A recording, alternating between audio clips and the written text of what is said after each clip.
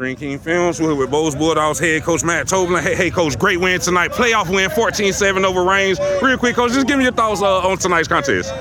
Extremely physical game between two tough opponents, and like we just made just throw it over here, just enough plays. Thank you, just enough plays to get the win, and that I'm super proud of our guys. Coach, give me your thoughts on the way the defense played tonight, being that y'all held this tough, explosive Reigns Vikings offense to only 7 points. We're extremely proud of them, and I'll be honest with you, and I said it to the team, look, early in the season we couldn't get off the field against nobody, and that they just kept working. The defensive coaches kept tinkering and trying to find a way, put kids in position to be successful, and they grew up.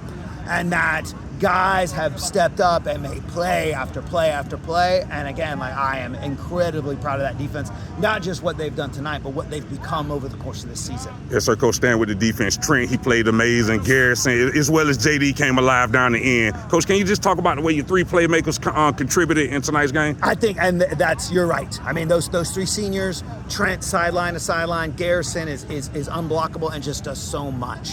Does so much in the run game, does so much versus the pass. He's so active, and then JD out there in the perimeter, making it really hard to run your offense. Teams that like to play in space, JD just sucks the air out of it. He's so physical and he's so fast, and those three guys have played so well for us down the stretch. Ty and Emmett, they ran the ball well tonight. Emmett crossed the goal line to give y'all guys the early 7-0 lead. Coach, can you just talk about the way your backs ran as well as the offensive line? And I think that's important. I mean, against a team like Reigns, look, you get a little bit sideline to sideline, but you're gonna get much. And so our kids ran up. They were incredibly smart about the way they ran. Like when it was time to throw themselves in the line of scrimmage and get their 3 yards, they did it. They weren't trying to bounce things when it wasn't there. They were being patient. They took what it get, and then when there were chunks, they ripped them off. And that's a sign of mature backs, but that's also an offensive line that's kind of, again, growing up.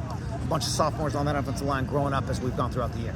DJ Moore hooked up with Chase Carley, a 70-yard TD reception. Insurmountable lead, Coach. Y'all didn't look back from that point. Can you just talk about that play right there to give y'all guys that lead? So it's a trick play that we put in because we knew it was going to be tough to move the ball against Reigns, and that we kind of set it up like Naeem Burrows is such a threat with the ball in his hands that we run a couple jet sweeps. We fake the jet sweep. Chase does a great job of setting up that he's going to fake a block, and that ends up spitting free and coming wide open, and DJ put it on him. Great catch and run, huge play in the game.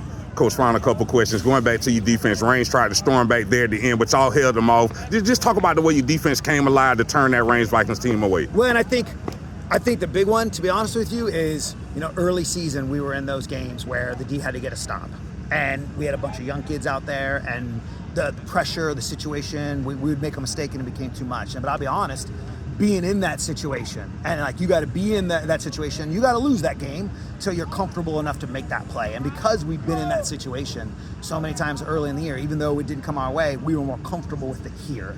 And our kids went out and they just executed and did their job. They didn't care about the score. They didn't care it was fourth and whatever. They didn't care. They're just like, all right, what do I got to do to win this game? And that their ability to calm down and execute when all the pressure's on, that is special.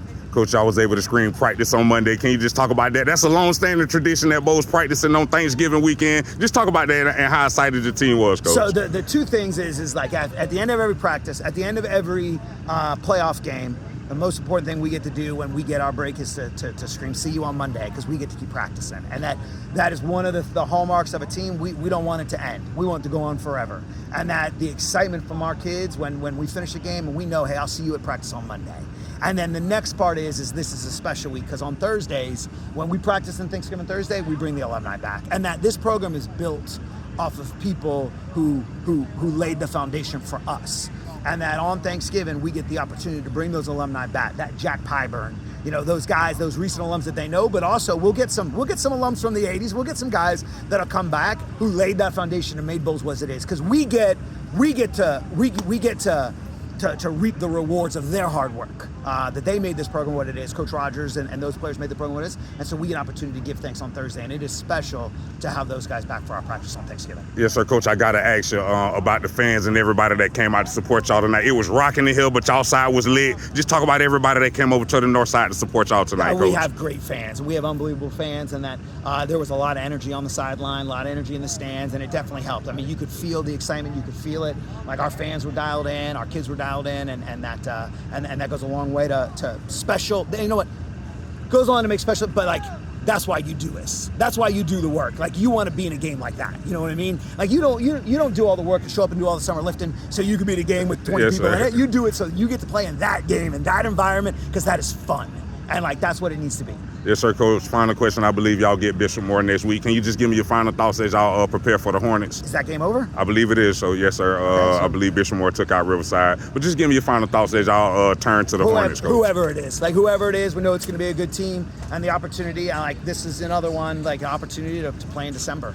An opportunity to make the Final Four again, and whoever it is, we know it's going to be a good opponent. And but we'll get back to work and make a plan. And I know our kids will fight their butts off all week in practice to be ready for it. Hey, Coach, thanks for talking with me. Good luck to y'all future. Thanks, man. Appreciate you.